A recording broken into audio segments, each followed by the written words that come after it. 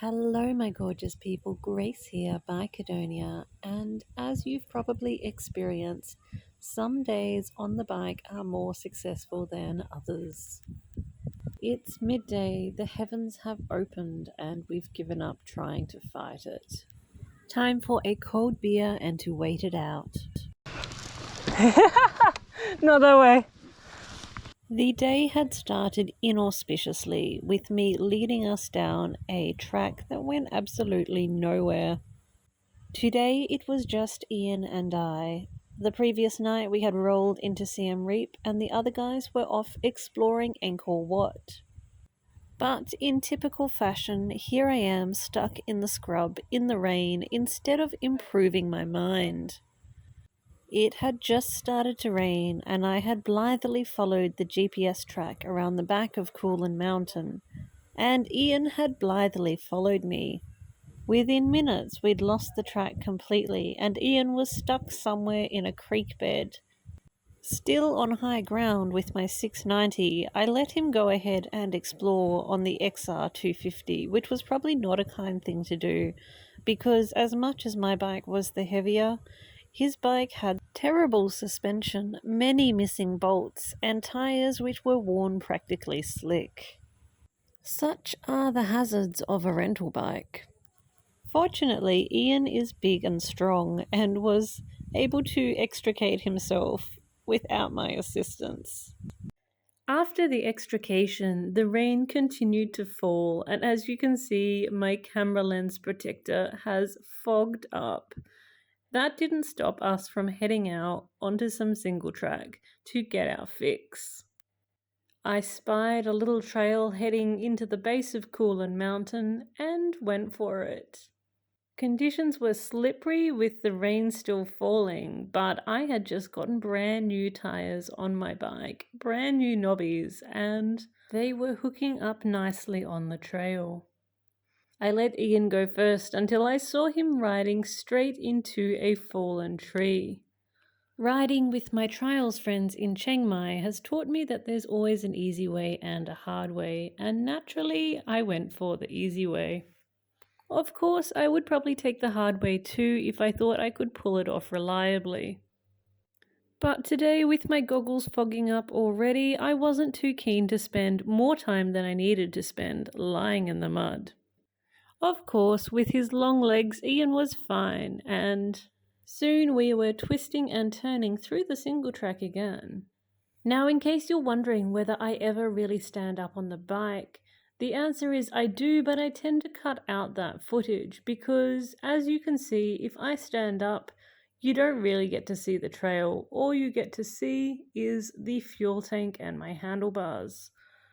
This is because my GoPro is on my chest, and when I'm standing on the bike, I'm obviously still leaning forward. I guess a solution would be to stick the GoPro on my helmet, but then I would probably get decapitated next time I rode under some low-lying bamboo. When I get back from Thailand, I'm going to have a look at sticking the GoPro maybe on my chin guard, and we'll see how that goes. Anyway, this single track footage is absolutely terrible with all the condensation in the lens, so we're going to leave it there and move on to more sunshiny shots. Just kidding, the rain only got worse, and by the time we'd come around the side of the mountain, it was belting down.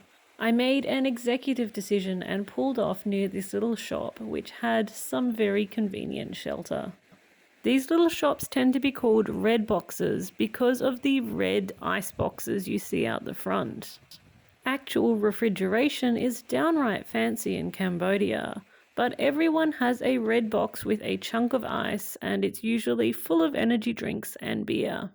I shocked Ian by grabbing a can of beer even though it was only midday. Apparently not the done thing in Singapore nor in Boston. But what can I say? Any day with motorcycles is worth celebrating.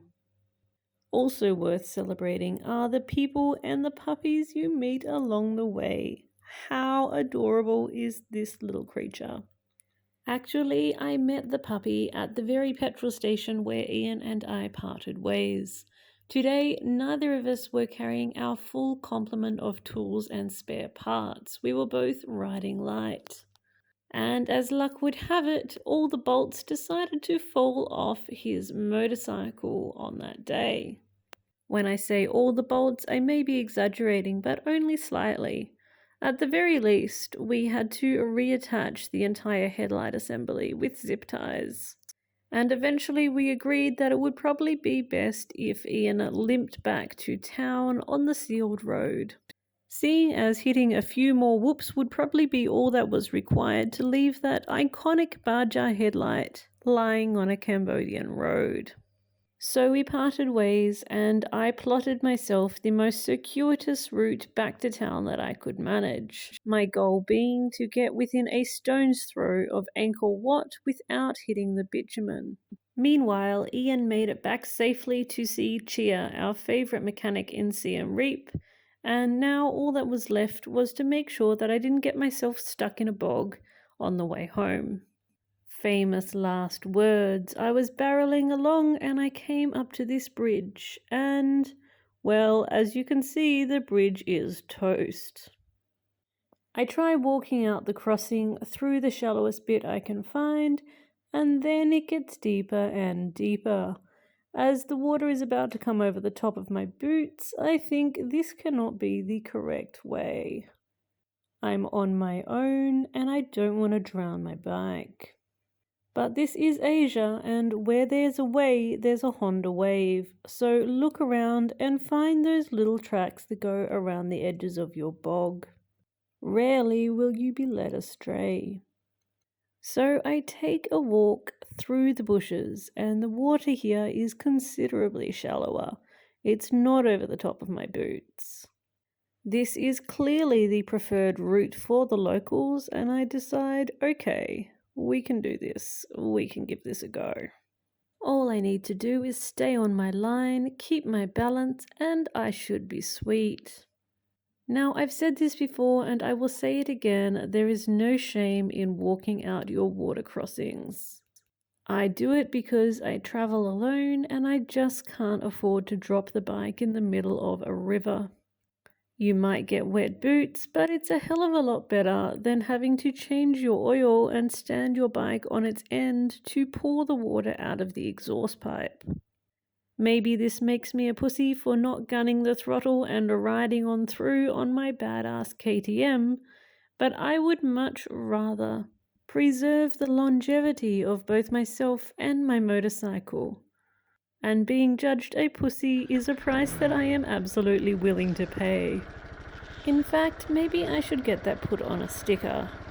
Anyway, here we go, around the edge of the bog, following the Honda Wave route.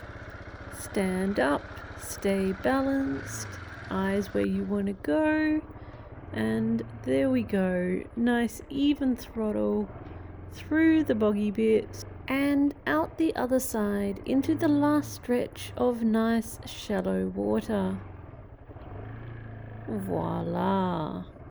Now, I don't know if any of this sounds the slightest bit exciting to you, but trust me, it's exciting enough when you're out there in the sand and mud in Cambodia on your own. You don't always need to jump out of a helicopter to get your spidey senses tingling. And it's just as well because who has the budget for that? Speaking of budget, I get a cracking deal on a nice hotel in Siem Reap, and it has a swimming pool. After swallowing plenty of red dust over the last few days, I am hanging out for the feeling of cool water closing over my head. So I buy myself a roadside coconut for 30 cents and I head for the pool. Of course, in life, nothing is forever, but that's exactly why you have to cherish moments like this.